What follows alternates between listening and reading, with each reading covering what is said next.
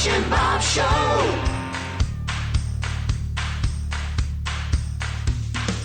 Big Dog Country Radio, WIFO, 105.5 FM in Jesup. World famous Butch and Bob Show here on WIFO on this Wednesday morning. How you doing, Bob? I'm good. Doing good? All right, glad to hear it. We got a very special guest in this morning. Who do we have? Yeah, we're fortunate to have in the studios with us First District Congressman Buddy Carter. Buddy, always good to see you. Appreciate you being here in the studio. I know you're going to an event today for the local Republican Party at the Ultimate Steak and Seafood at 12 noon, but we appreciate your lines. Good to see you. Appreciate you coming in. Yeah, I'm glad to be here. It's always a lot of fun to be here. I say we're still laughing about the Alabama loss, but we won't digress. We'll get right into these hot topics. We'll start with the hurricanes. I know you travel the areas in your district that have been affected, including Wayne. Just your thoughts on the damage, the response. A lot's been talked about the response, or some say lack of. So just tell us where we stand after this first hurricane, and we'll get another one approaching. Well, you're right. We do have another one coming. I don't know if you talked to your friends in Florida, but they're about to get impacted greatly by that storm. Well, they are, and first of all, as you know, I've been in this area all my life, and I will say that I've seen a lot of hurricanes, but this one was the most damage I've ever seen. I've never seen as many trees down, as the power out, everything that has happened, particularly in the western portion of the district.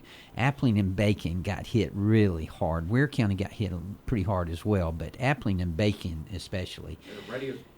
The radio station in Alma, their tower got blown up. Yeah, and it's going to be a while. A lot of them still don't have power over in Appling. They are serviced by Satilla EMC, and Satilla, they're going to have to rebuild their system, essentially, and that's going to take a while. I mean, they're talking about some people possibly being without power for a month. Or even longer. And we've still got sections here in our county that don't have it. Exactly. Some, but there's still, what, Bob? 1,000, a couple thousand? 9% of the county still without power. 9% of the power. That was the report from Georgia Power yesterday. Georgia Power. They made a lot, they've made a lot of progress, but still, they're sitting about 9% of their customers still without power in the Wayne County area. Don't know what the percentage is on Silatilla. Right. But there's still a lot of folks out there way in the county that don't have it yet. There are. And again, the devastation was unbelievable. And but the good news is that our greatest resource here in the first district is our people, and the people have just been phenomenal. Particularly our emergency management, who have done such an outstanding job, always prepared. And here in Wayne County, met with them, with Donnie Ray and the other and commissioners, and they were well prepared, as they always are, and the response is great. The federal response now is this is our time to respond, because FEMA has got to step up, and they have, to be quite honest with it. GEMA and FEMA have both been in the area, assessing the area. We've been very fortunate to get most of the counties in the district that have been impacted added to the list for the individual assistance as well as the public assistance, but we got a couple more, but they will get added. It's already been amended. The declaration's already been amended 4 times, and it'll be amended even more to add those counties in. So, those counties, particularly Brantley and some of the other counties, we're going to get you in. So, just hang on. It'll be there. And some people have had some concerns with the filing for the individual assistance. We want to help you, so please reach out to our office. You can reach our office at 912-265-0910. That's our Brunswick office, and certainly if we can help in any way, and we want to help you, make sure you get that assistance. And that's the Congressman Buddy Carter's office in Brunswick or Savannah. And again, in the studio with us is Congressman Buddy Carter. Buddy, we're less than 30 days from the presidential election. Early voting gets underway Tuesday, runs up until November 1st, with the election November 5th. Still many out there undecided. We know you're supporting the Republican ticket. Just your thoughts on how important this election is, and your thoughts on the race in general.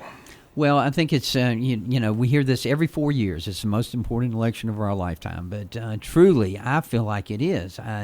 If you watch the debate between Kamala Harris and Donald Trump, the very first question was to Kamala Harris, are you better off now than you were 4 years ago? And she didn't answer the question. She still has not answered the question. We all know the answer, and the answer is a resounding no. We're not better off. Inflation is higher. The southern border is in shambles. We're not respected on the world stage. The world's on fire. We've got war in Ukraine. We've got a war in the Middle East.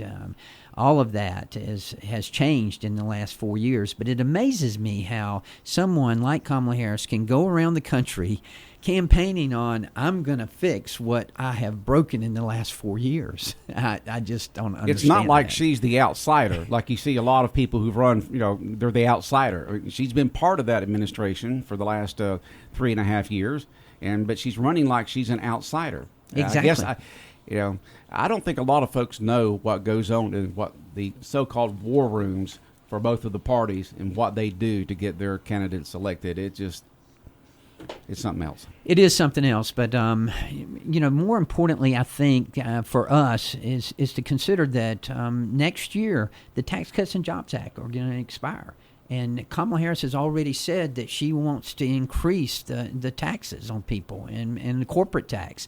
And with the Tax Cuts and Jobs Act that was passed during the Trump administration, we were able to get our corporate tax rate competitive on the world stage. Now she wants to raise it even more. I would submit to you that Kamala Harris wants to tax, if you even think about making money, she wants to tax it. But she wants to tax unrealized gains at this point. She's already said that. How can they do that? Unrealized gains. You may or may not. It's amazing to me, but we're going to tax you because we think you're going to make twice as much next year as this year. So you got to, and you don't even know if you're going to be or not. You don't. And if you raise price, she ever take economy? She ever run a business? If your taxes go up, your expenses go up. Well, guess what has to go up? The cost of your product or service, which means more inflation. Exactly, and of course, that's and what we're talking about here is policy, and that's what I hope people concentrate on. Forget about all the noise. Forget about he said this about her, she said this about him. Think about policy, because elections have consequences, because policies have consequences. And I would submit to you that we are right on policy. The Trump administration was right on policy. And that's what makes a difference in our economy. That's what makes a difference in the southern border. We need to secure that border for a number of reasons. The number of illegals who are coming across, the amount of illegal drugs that are coming across. We need to be respected on the world stage. If we were respected on the world stage, I would say that we wouldn't be in the situation that we are now in Ukraine. We wouldn't be in the situation that we are in the Middle East. Look at what's going on in the Middle East. Why did that happen? It happened because the Biden administration sent billions of dollars to Iran, who are funding Hamas and Hezbollah and the Houthis and all the other terrorist groups. That's where it came from. That they lifted the sanctions off of Iran, allowing them to sell oil, and that's where they're getting their income in order to finance those terrorist groups. You mentioned those wars. I want to get to the one in the Middle East because it looks like it's expanding again. No treaty in sight. Kamala Harris was asked on 60 Minutes if the U.S. has a good relationship with Netanyahu. She says the USA has a good relationship with the Israeli people. She didn't say anything about the relationship with Netanyahu, but he looks like he's intent on just destroying Hamas and not really paying attention to anybody else. So where do you? I mean, like I said, the goal with the U.S. was to try to reach a treaty, and apparently that's not happening anytime soon. And as I mentioned, the war's expanded as Iran got involved. So how bad is this situation becoming in the Middle East? Well, it's dangerous. I mean, we potentially could be on the brink of World War III, and I don't just say that lightly. I mean, I truly believe that. Monday night, I had the honor of being at the JEA, the Jewish Education Alliance, in Savannah to speak at an October 7th remembrance ceremony. And I made it clear then my stance. I have been a strong supporter of Israel. I always will. As both of you know, and as our audience knows, Savannah has a very large Jewish population. We've got a lot of Jewish families in Savannah, and they're very active in our community and in that area and all throughout the 1st District. And it's important for us to support Israel. I do support Israel. Now, let me preface this by saying that I do hope we can get the hostages out, and I do want to bring them home. There's still 95 hostages that are unaccounted for, including 4 Americans, and I hope we can bring them home. But I want to be clear about a ceasefire as well. I'm all in favor of a ceasefire, just as soon as Hamas is wiped off the face of the earth. And they have to be, because if not, this in 10 years, 15 years from now, we'll do all this again. Absolutely. Because they have one goal, and they'll let you know. They won't shy away from it. They have one goal, Hamas, is the destruction of Israel, just like Iran is. And I don't, just imagine, and this is the way I was thinking about it. Here it is. Iran went off and sent back in, what was it, April, those missiles into Israel, about 150. And then the other day they sent 200 missiles in. Can you imagine what would happen to the United States if 350 missiles got shot at us? What we want to do? We'd probably have the Congress declaring war on whoever did that. Oh, but for absolutely. some reason, we think that I don't. For some reason, there's people out there who think that Israel just ought to be, stepping back when that happens. And I don't understand that. I really don't. I think a lot of these folks who have these opinions about the Middle East just don't understand what's going on. They get involved in some sort of popular phrase or whatever the case may be, and then just run with it. I don't know. I don't understand it. Well, look, it's a sensitive situation. Israel is fighting for their life. I mean, that's essentially what they're doing. They're fighting for survival, and they should be able to defend themselves. And for the United States to say, or for any country to say, no, you can't defend yourself, I think is very self-serving. And what about the war in Ukraine? Again, we continue to support them, but people are getting frustrated because I saw a thing where people are looking for money for relief from this hurricane, and I think they showed something like $75 billion to Ukraine, $750 to the American citizen. Is that right, or is that something they just threw out there, or is that? Well, I'm not sure about the accuracy of that. And of course, is that all people are getting? $750. That's the most they give.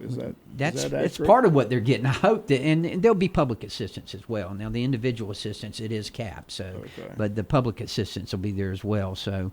It just doesn't seem like much. It seems like. Well, if you don't stop them in Ukraine, you're going to have to fight them sooner or later. Well, and that's true, and we all understand that. We've seen this. Just look at most people would look at history. You give a dictator, which Putin has become, a little bit, and look what Hitler did, look what Mussolini did, and then way back years, hundreds of years ago to 200 years ago, you give somebody like that a little bit, and they want more, and they want more, and if you don't stop them here, then it's going to get worse down the line. And let me make this observation, if you will. This was a very interesting debate to me about the Ukraine funding, because what I noticed was something I really haven't noticed before in public service, and that was a generational divide. What you just stated, a lot of older people like us, we recognize that, the importance of making sure that Putin is not successful, and that we have to stop it. Whereas a lot of younger people were telling me, what are we doing here? Why are we sending money to another country to defend their border when we're not even securing our border? And I noticed a generational divide there between younger people who were wondering, what are we doing? And older people like us who can remember the Cold War, who can remember World War II, and who understand history. And we understand the importance of doing it. We've lived through a lot of it where they haven't. But you can still do both. You can still do Ukraine. You can still secure the border. Imagine how secure that would have been right now if Trump had got reelected. But as soon as he wasn't reelected and the current administration got in, the floodgates just opened up. And then suddenly when they saw it was a very unpopular topic, they decided to jump aboard the bandwagon, let's secure the border, when they saw it was hurting them at the polls. Right, exactly. You mentioned the immigration issue. Those drugs continue to pour in. It's funny, I said, watching that 60 Minutes interview, they pressed her on, if she's going to fix everything that hasn't been fixed. That's the thing people keep she asking. She was in charge of it. Right. I mean, I thought that was the best point Donald Trump made during the debate, was his closing argument. He said, you've been in charge for 3.5 years. You haven't done it yet. What makes us think you're going to do it now? Right. So how bad is that problem? I said, everybody's concentrating on the election, but that border issue continues to be an issue. It is a serious problem, and they will say, well, the numbers are down. Well, yeah, the numbers are down because we've got estimates of 16 to 22 million illegals in this country right now. And a lot of them have already come over here, and you would expect for the number to be down. Well, that's not PC to say, Congressman. You got to say undocumented citizens. Okay, pardon me on that. No, they're illegal aliens. Yeah, we know what they're. Okay. They've broken federal law. Right. When they came across that border with not in the correct way of doing it, everybody's welcome. Just come in the correct way. That's exactly right. Just come in the correct way. Everybody's welcome. Just come in the correct way, not illegally. And so they've broken laws to get into our country. And now you've got people who want to give them hotel rooms, give them houses, give them money, let them get a driver's license, let them vote. where they're not even a citizen of this country. Right. And let me mention this. You remember the debate back on the continuing resolution that we passed, and the first vote that we had included the SAVE Act, and that was securing America's voter and eligibility. And what we did with that is that if you look at an application to vote, there's a simple question at the very top. It says, are you a United States citizen? Yes or no? Mm-hmm. Now, I'm supposed to believe that somebody who came across that border illegally and broke the law is going to tell the truth there and check yes or check no. Come on, I was born at night, but it wasn't last night. That's what the SAVE Act was about. Yep. We want, you got to have some kind of a voter ID. You got to have some kind of identification in order to be able to register to vote. Well, that's all you have to do right now is just check a box, and we're supposed to trust you. Yeah, for that. and Kamala Harris, she was requiring people to show ID to get into her rallies. And then she was being lambasted. Just to get in your rally, and you won't require an ID for someone to vote, which is the most sacred privilege we have in this country. And thank you for saying that, because it really is. I think, and that's why I encourage everybody, please get out and vote.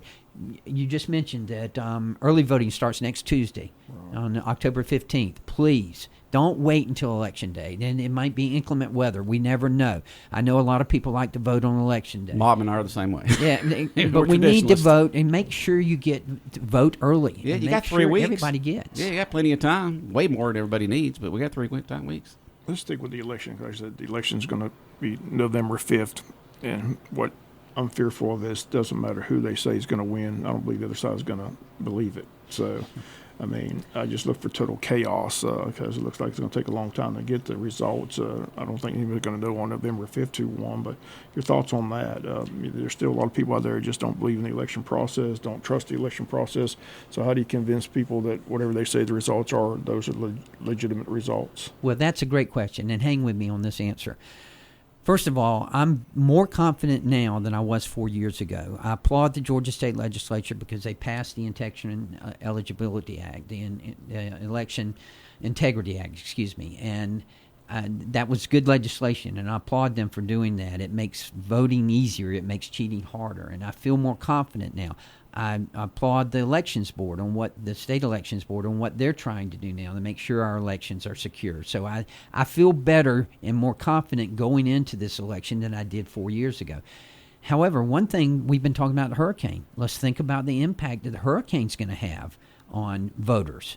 It's going to have an impact. I mentioned that Appling County may be without electricity for an extended period of time. Well, people are thinking about surviving. They're not thinking about voting right now. That could have an impact, and we need to be aware of that. Also, the post offices. We've had a number of post offices closed. We've had over 90 closed in the state of Georgia, and the impact that that's going to have on mail-in ballots. All of that goes into consideration here. So, is there any talk of delaying things a week? I haven't heard anything about that. I don't know if that's ever been done. I mean, it's always been that second Tuesday. And you look at Florida now. Florida's got some important amendments on their ballot as well. Yeah, what do they do? We're pretty good condition compared to what they are. Exactly. And now, who knows by this time, this weekend, what they're going to be in. They're telling how much. If those winds remain like they say they are going to be, there's no telling how much damage there's going to be in that state of Florida. It's going to be pretty bad. When you've got meteorologists that have been doing it for 30, 40 years, and they took a look at this, taking a look at the storm and describing it, and them saying, "I've never seen anything like this before." To go from basically a tropical storm up to a 5 in just less than 48 hours, and the concentration. That's right. It just looks so menacing when you look at it from the radar map. But let me go into this up here. It says, Congressman, is it true that FEMA is out of money because they gave so much to the illegals that have come into our country? That's all over the place. Well, they did give a lot to the southern border. A lot of the money did go to the southern border. However, FEMA is not out of money. And let's be perfectly clear now. When we passed the continuing resolution earlier this year, we passed it before we left at the end of September to get us through December the 20th. When we passed that, we included $20 billion in funds and appropriations for FEMA. And I want to be clear. If that's not enough, I'm ready to go back and vote for more if we need to. If we need more money we need to go back and vote. Now, we're not supposed to go back until after the election, but if we need to go back, I think everyone in Congress would be willing to go back and appropriate those funds. FEMA, the money's going to be there. It's going to be there. As a congressman, there's a lot of bad talk about FEMA right now out there on the street. Are you dissatisfied with them? Are they doing the job they should? As a congressman, maybe you know more than the rest of us? Well, let's face it. People are at their wits' end right now. I mean, this is a very stressful time. FEMA's doing the best they can. And really, there are times when I get frustrated with them and think they could have done a better job. But overall, I think they get a passing grade. Okay, because they got lambasted after Katrina. Yeah. And you would think right now that they, especially with the election going on right now, that you'd almost trip over FEMA agents everywhere, Yeah, exactly. The hurricane came through, Helene, still people recovering that. But all I could think about, like I said, I had to find gas. Luckily, I found gas, but I kept thinking about all these people that have the electric cars without power. I mean, what's the thought process in that? Because all those people trying to get out of Florida, they better have gas, because if they have a power car, they're not going to get very far. Well, we don't have that kind of infrastructure in South Georgia. We've got some charging stations, but not a whole lot. And those people coming up from Florida, and that was a point that was made to me a number of years ago, probably 3 or 4 years ago, when we were hosting, as we always do, the emergency management agencies and getting everybody together. And they were saying, hey, we have a storm in Florida and they start coming this way and they got electric vehicles. We don't have the charging stations in South Georgia. We don't have that kind of infrastructure. They're going to be in a mess. So I tell you, as I mentioned, we've been back and forth to Savannah all week, and I-95 has been really heavy, the traffic. I know. I went on their site to look at 75 and 95, the cameras they have along it, and just that going north is just 2-3 lanes, just solid. It is. I don't know how many people are going to be left in Florida, but there's a lot of them gone. But I keep asking that question, when they think about these people pushing these electric cars, what good are they during a storm like this? They're just not very good. Well, they're not. And there's another example of where the administration trying to tell people what they are to do, trying to tell them what kind of cars they are to buy, what kind of appliances they are to buy. That's why I'm opposed to that, because look, we all know we've got the single largest economic development project in our state's history coming to the 1st District up in Bryan County, the Hyundai plant, which, by the way, they rolled off the first car last week. Oh, they did? Yes, they did, off the assembly line, so we're very proud of that. Who very bought happy that for them. I don't know. I asked that question, who bought it? And nobody could answer, but anyway. But it has to be a dealer, right? Because they don't sell directly. They're just a manufacturer. I think so. They are. But listen, we're excited to have them. Mm-hmm. We're thankful they're coming. I think they've made a wise decision. I agree that that they're going to be successful. What I don't agree with is the federal government picking winners and losers and saying that you've got to buy an electric vehicle. There is going to be a market for electric vehicles. They're going to do fine.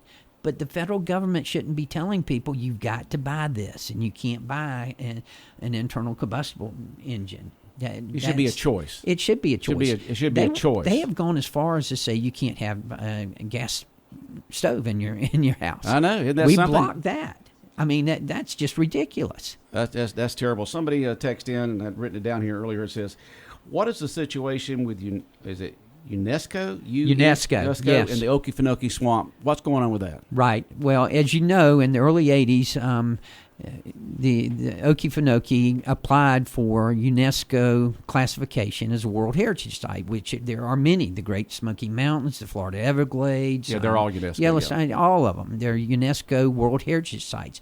It is a marketing tool. It's a marketing tool that hopefully will bring more visitors into the place. There are some people who are opposed to it, and I understand that. They think that it's we're going to lose our sovereignty there, and that's not true. These other areas have not lost theirs. So Georgia, Ware County, the counties around it will still have the control absolutely. they have. What does it mean to be a UNESCO site? Why would they want to become one? For marketing purposes, okay. and trying to increase the number of people who are coming there. And look, this is a natural wonder, and we want people to see it. We want people to visit and to see the largest blackwater swamp in North America. And that's why they want that classification, because they want to be able. Okefenokee Swamp Board wants Exactly. it. They're the ones who want it. But let me make it clear now, this is not going to hamper anyone from being able to develop their property that's adjacent to it. That's not going to have any impact whatsoever on it. So if the people who are trying to get this classification think that, it's going to stop mining outside of the park, that's wrong. It's not going to stop mining outside of the park. If the people who are thinking that, if we can stop this classification, then we'll be able to mine, no, that's not going to have anything at all to do with it. That decision will be made by the EPD, a state agency, and it'll be based on their studies and what they think can happen there. Okay. Somebody says, where do you get the $20 billion from? How does that work? Where do you get the $20 billion that we appropriated to FEMA? Yeah. How does that work? Well, let's understand now, FEMA, the appropriations for FEMA is a little bit different from other agencies, because we don't know how much FEMA is going to need year to year. And we base it on what they used the previous year. So we always have to go back and adjust it. And that's why we adjusted it this time to put the $20 billion back in because we had a need for more money in FEMA this year. All right. That's big math up there in Washington, D.C. way beyond my understanding. Where and a lot of folks like that. Well, if they just gave $30 billion of this, where did that come from? Yeah. And you got to run the presses 24 hours a day up there in the printing shop, or what? Ronald Reagan was right. We don't have a revenue problem in Washington D.C. We got a spending problem. Oh yeah. When it's that way with anything. When it's not your own money. Whether you're, no matter if you're handling somebody else's money, and you can see that in government, you see it in private, you see it in everything. You don't watch as closely if it's not yours. You're more willing to spend it. Isn't that what yours. we try to teach our children? Yeah.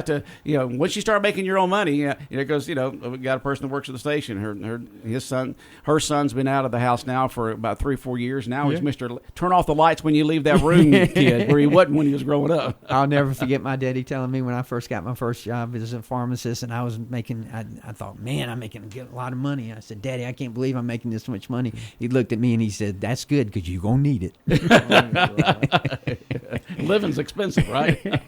What's Congress doing right now, buddy? What's on their agenda before the election? Are they going to be back in session soon, or what's going on? If we have to go back to appropriate more money for FEMA, we will go back. That's the only thing I think that will get us back before the election. Oh, gotcha. And then we'll go into the lame duck session, and that's a great question, because I personally think we're going to have a very productive lame duck session. Now, a lot of it will depend on the election, on who gets elected. If we're going to have a new president, we may want to just kick the can down the road to wait until that new administration gets in to do more of a budget. And then the other side's going to think, well, we're still in charge right now. Let's go ahead and do it.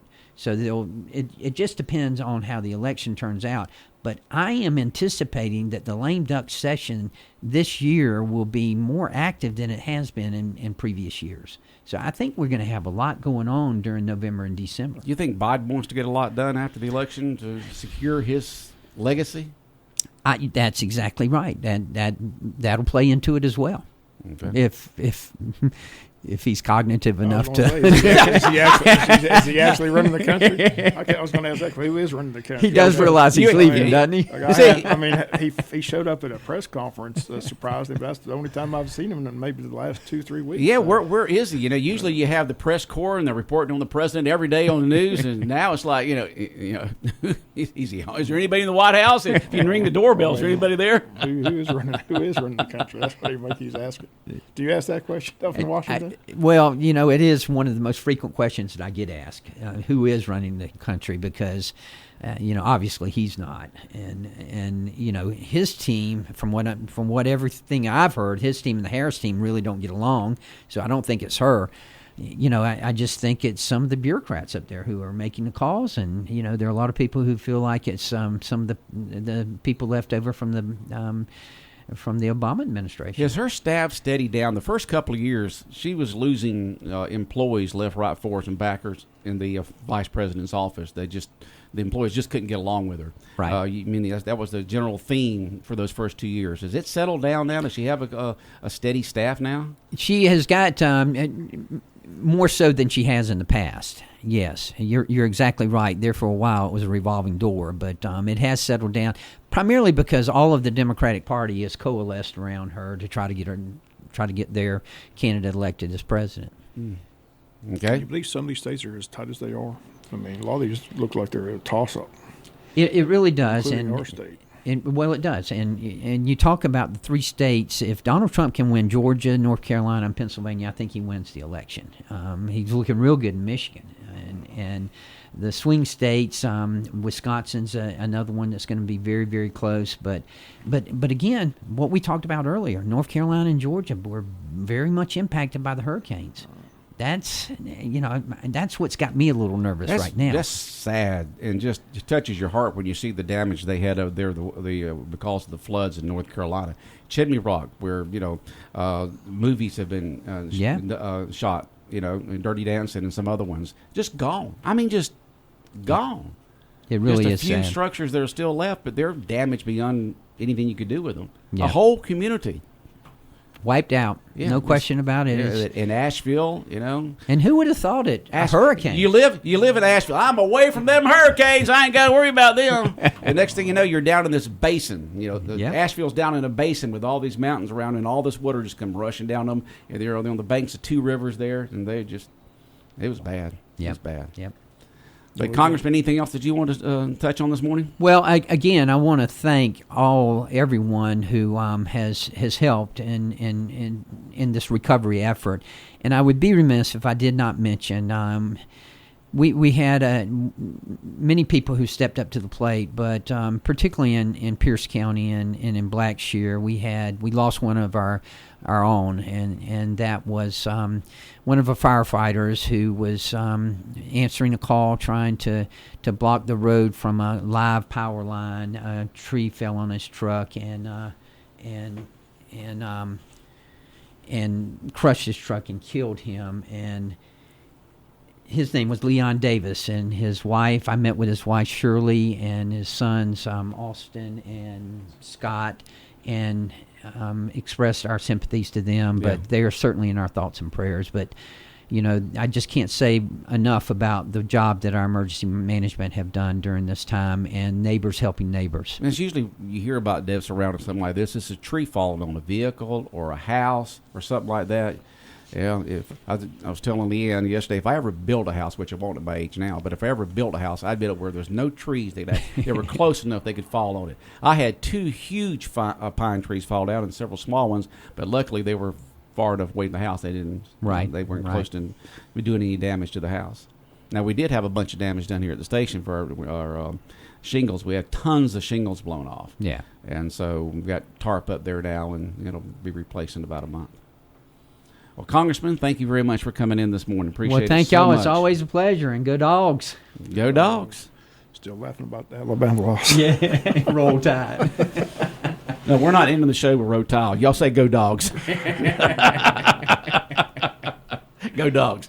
All right, the world-famous Butch and Bob Show here on WIFO 105.5 FM in Jesup has been brought to you by the Service Department at GNS Auto Sales. Also brought to you by First Southern Bank, Murphy Builder Supply, and O.C. Welch Ford in Hardyville.